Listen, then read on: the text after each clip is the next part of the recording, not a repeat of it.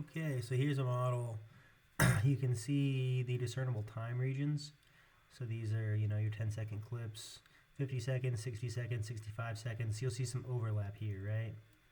There's some overlap here, and one that starts at 125, 130. And so when we look down the barrel at these things, there's some overlap.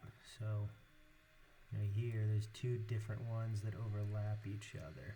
Same here. Some of these are a lot more chaotic than others for some reason. Like you got this big outlier over here, big outlier. But some of them are very uniform. So let's isolate this one.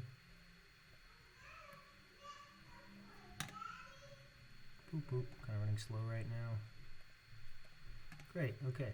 So you can kind of see, these big outliers and then these like different kind of consistent values and other kinds of consistent values much closer. If we zoom in, it's kind of hard at this scale, but you can kind of see, they're intermixed, right? You'll have like positive, small, positive, big, negative. And I'm sure that has something to do with what a fast Fourier transform is and why it's like that. I'm not sure if we should be looking at those immediate relationships between values, 0, 1, 2, 3, 4, 5, and those indices, or if you should be looking at the separate regimes. But nice waveform. Yeah, and we can dump in more data and we can compare more songs. You can try to run a filter on this of some kind. Yeah, but so this file is like 100 megabytes.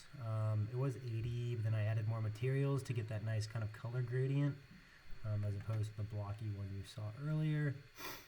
This is not the best presentation format. I could send you this. I don't know if you get any value out of that, but if you want it, you can have it.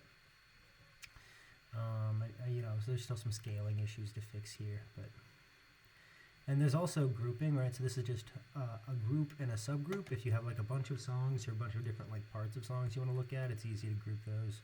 We're not really using that to our advantage in this model.